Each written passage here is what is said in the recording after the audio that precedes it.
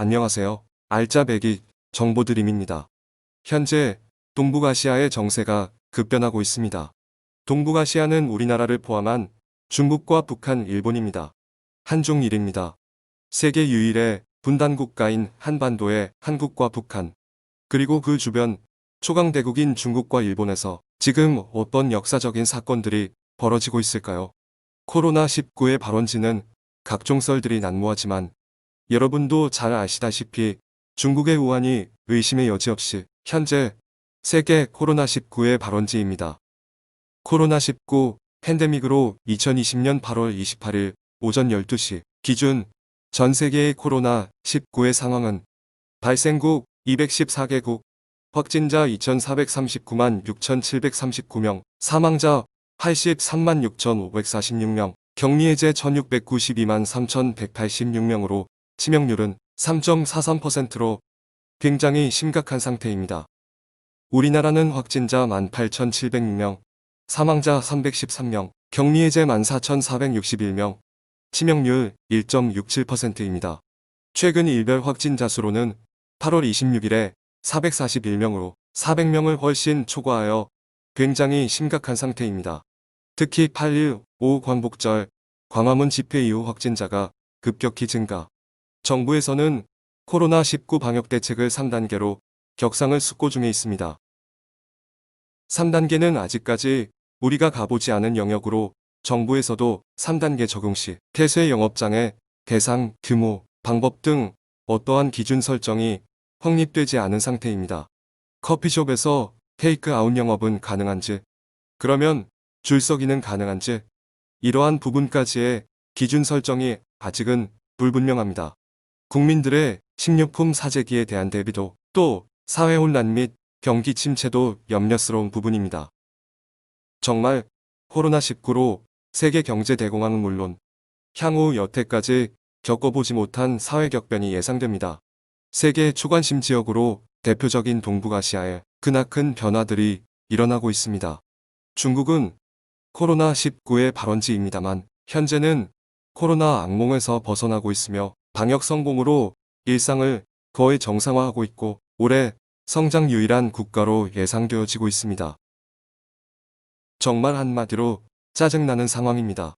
국내적으로 코로나19의 발원지인 중국 우한에서 대규모 수영장 파티, 맥주 축제 등 군집 행사를 잇따라 연가운데 수도 베이징에서도 지난 22일 국제영화제가 열렸습니다. 세계적으로 국제 행사가 취소되는 와중에서 반대로의 행보가 진행 중입니다. 중국은 미국과 미중 무역 갈등으로 으르렁거리고 있습니다. 올해 11월은 미국의 대통령 선거가 있습니다. 공화당의 트럼프 현직 대통령과 도전자인 민주당의 바이든 후보자 간의 격돌입니다. 바이든 후보의 우세로 진행 중이지만 각종 변수가 많고 사업가적 기질이 많은 트럼프가 쉽게 물러서지는 않을 것으로 보입니다. 이전 선거일 당일 미국 언론사조차 힐러리의 낙선, 트럼프의 당선을 예상하지 못했습니다. 선거 진행 과정에서 미중 무역 전쟁의 이슈는 크게 부상할 것이며 차기 정권을 누가 집권하든 세계 1, 2위 간의 미중 경제 전쟁은 더욱 치열해질 전망입니다. 이에 대해 중국은 미국과 맞설 우군을 찾고 우리는 남북 돌파구를 찾고자 하는 이해의 공통분모가 작용하여 코로나19가 진정되는 대로 시진핑 국가주석의 방안을 적극적으로 진행시킬 예정입니다. 이에 중국의 외교정책을 총괄하는 양제츠 중앙정치국 위원이 지난 22일 한국을 방문하기도 했습니다. 우리는 미중의 중간에서 어렵겠지만 국가적 실익을 잘 챙겨야 합니다. 다음은 북한의 상황입니다. 북한은 얼마 전 김정은이 여동생인 김여정 북한 노동당 제1부부장 및 일부 측근들에게 권한을 이양하는 방식으로 위임 통치를 하고 있다고 밝혔습니다. 북한에서 2인자라는 것은 절대 용납될 수 없는데 말입니다. 2인자는 국가의 위험적 요소로 숙청의 대상이었습니다. 김정은의 고모부 장성택과 이영호, 황병서가 대표적인 사례였습니다.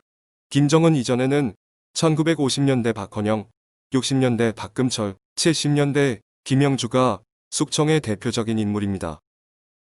위임 통치를 두고 2008년 김정일이 뇌졸중으로 쓰러진 비슷한 수준의 심각한 건강상의 문제가 김정은한테도 있지 않을까 추측이 되는 대목입니다. 아니면 정책 결정의 과정에서 최고 지도자 1인으로서 책임과 문제 해결의 명분을 찾고자 하는 이유일 수도 있겠습니다. 올해가 1984년생 36세인 김정은, 집권 벌써 9년 차라고 합니다. 솔직히 어리고 경험 없는 김정은이 그리 오래가지 않을 것으로 예상했던 사람들이 많았는데 핵 문제에 따른 대북 제재 속에서도 김정은 정권 유지는 정말 대단하다는 생각이 듭니다. 미국 갤럽의 여론조사를 보면 미국인 60%가 트럼프의 북한 문제 대응 방식을 지지하지 않는다고 답변하고 있으며 바이든 대통령 후보도 북한의 강경한 대응을 예고하고 있습니다. 미국 역대 정권인 클린턴 부시 오바마 정권 시 북한의 핵시설을 공격할 계획을 하고 있었습니다. 부시 정권 시에 이라크, 이란, 북한을 악의 축이라고 하여 이라크를 침공한 사례를 잘 아실 겁니다. 당시 미국의 공격 대상 1호는 북한이었으나 육자회담 외교 진행으로 북한 대신 약체 이라크를 먼저 공격했었다고 합니다. 이렇다면 미국의 대통령이 누구이며 북한의 대응 방법에 따라 전면전은 몰라도 국지적 공격은 최악의 경우 우리의 의사와 무관하게 진행될 수도 있겠다는 걱정이 드는 것도 사실입니다. 북한의 대내외적 정세 및 변화를 예의주시하여야 하고 다양한 시나리오를 잘 연구하여 각종 변수에 철저히 준비해야겠습니다. 잠시 쉬어가는 코너로 세계 전투력 순위입니다. 세계 전투력 정보 사이트 GFP 글로벌 파이어 파워와 구글 해외 언론사들에서 제공하는 정보입니다. 1위 미국, 2위 러시아, 3위 중국, 3위 인도, 5위 영국, 6위 프랑스, 7위 독일, 8위 한국, 9위 이탈리아, 10위 브라질입니다. 일본이 17위, 북한이 29위입니다. 반인륜적 비대칭 전략은 제외하였습니다. 비대칭 전략이란 핵무기와 생화학 무기입니다.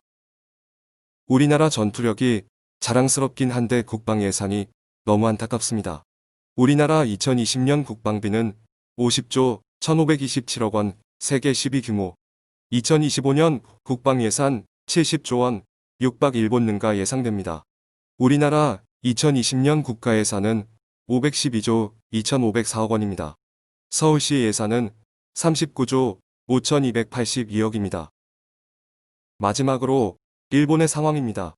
한국과 일본의 문제 현안들을 살펴보자면 예전에는 일본군 위안부, 독도를 둘러싼 영유권, 일본의 역사교과서, 왜곡, 일본 극우 정치인들의 막말이 문제였다면 최근에는 일본의 수출 규제 문제, 한일 군사정보 보호협정인 지소미아 유지 문제, 일본 과거 징용공 소송 문제 등으로 확대되고 있습니다. 한국과 일본은 평행선 교착 상태로 역대 한일 관계가 최악인 상태입니다. 이러한 일본 정권의 수장인 아베의 건강 이상설 문제가 급격히 제기되고 있습니다. 아베 신조 일본 총리가 28일 2달여 만에 기자회견을 열어 자신의 건강 상태를 설명할 계획이라고 합니다. 지병인 궤양성 대장염의 악화로 기자회견에서 사임을 발표할 것이라는 관측이 끊이지 않고 있으며 아베 총리의 후임으로는 스가 요시히데 관방장관이 급부상하고 있습니다. 정말 의료기술이 발달한 일본에서 조차 치료가 안 되니 심각한 상태인 듯합니다. 이렇게 해서 한반도를 중심으로 중국, 북한, 일본의 상황을 살펴봤습니다. 이에 또한 미국이 빠질 수 없고요. 코로나19 팬데믹 이후 급변하는 정세에 대해서 정부 및 국민은 대응을 잘해야겠습니다. 감사합니다. 좋아요와 구독 부탁드립니다.